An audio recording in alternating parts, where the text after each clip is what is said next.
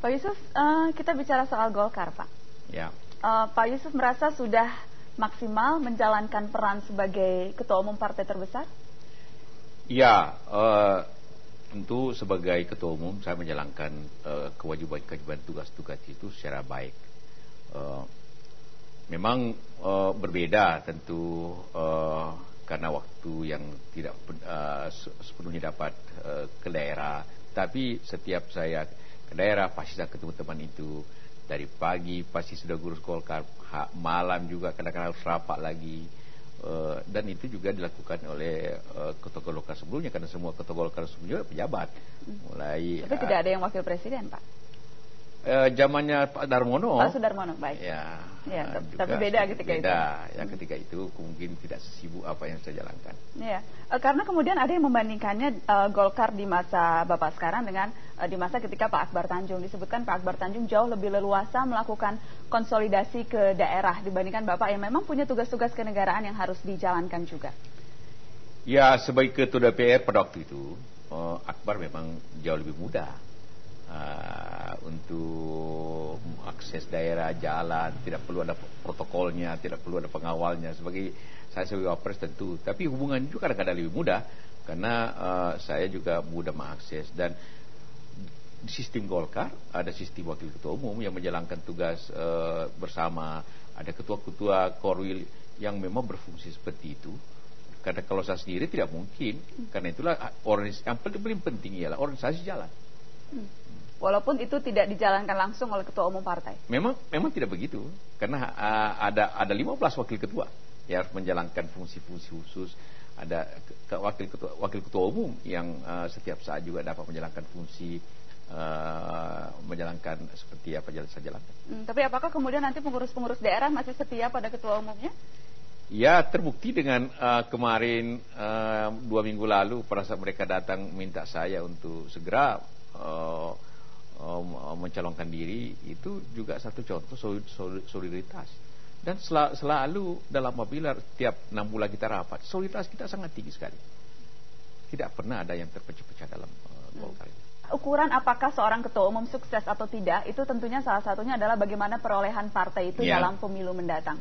Kalau kemudian Golkar suaranya turun begitu, jangan-jangan dukungan DPD terhadap Yusuf Kalla ditarik lagi, tidak jadi nih mencalonkan Yusuf Kalla saya jadi percaya presiden. bahwa setidak-tidaknya kita akan tetap mencapai suara yang baik, melebihi apa yang telah kita capai yang lalu.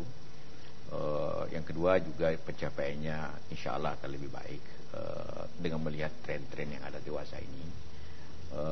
Dan juga tentu faktornya di samping kepemimpinan juga faktor-faktor situasi yang ada dengan begitu banyak partai, itu beda lagi persoalannya. Tapi saya yakin akan tetap.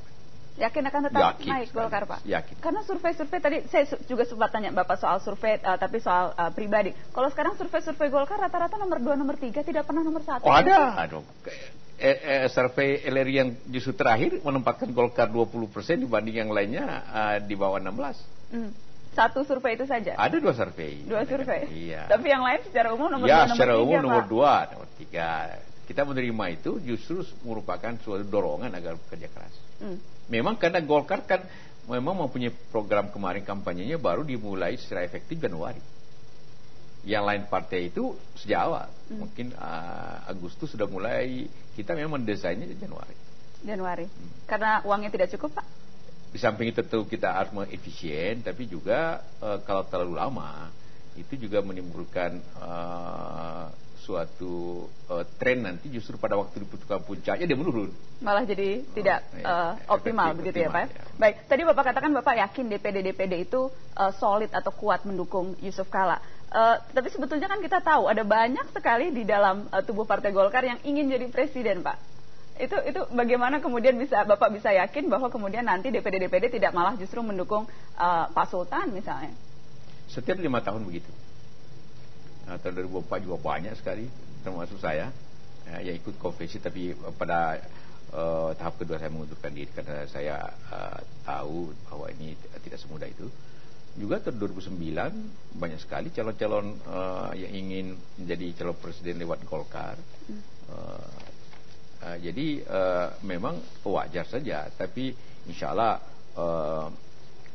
kekuatan dan kesatuan soliditas di Golkar sangat baik. Masihkah akan ada mekanisme Rapimnas khusus atau mekanisme tertentu di dalam tubuh Golkar untuk memastikan siapa calon presiden? Atau betul-betul ini sudah fait accompli, Yusuf Kala? Secara aturan formalnya tetap ada Rapimnas khusus. Harus begitu. Jadi masih ada kesempatan buat Sultan misalnya untuk jadi capres dari Golkar? Iya, tergantung dari daerah-daerah. Masih ada peluang itu tapi? Tentu secara aturan ya pasti siapa saja boleh selama diusulkan di daerah, tapi keputusannya kan ada di DPD dan juga di DPP dan urusannya. Jadi memang belum ketok palu ya? Ya, seperti saya katakan itu yang kita setujui nanti pada bulan April. Kalau ternyata yang diusung Golkar bukan Yusuf Kala, Bapak bagaimana? Saya tidak ingin berandai, tapi bagaimana saya Pak? Percaya, kalau tiba-tiba? Saya percaya solidaritas dan juga kekuatan internal Golkar. Maksudnya Pak? Bahwa apa yang disampaikan tertulis, sikap keras dari DPD 31 dan juga teman-teman yang lainnya di DPP itu merupakan suatu hal yang kuat sekali. Ini peringatan atau ancaman ke DPD jangan berubah sikap? Bukan. yang jangan lupa DPD yang pertama datang ke saya tidak minta karena belum waktunya, tapi mereka yang berdesak. Sangat kuat dan saya terima. Artinya ya sudahlah Pak Sultan, tidak usah berharap banyak ya? Saya tidak mengatakan begitu, tapi DPD lah yang justru minta agar ketua umum menjadi calon presiden. Bapak hati-hati sekali menjawab ini. Pak Yusuf, kita bicara soal koalisi. Beberapa waktu lalu kan Bapak sempat berkunjung ke PKS.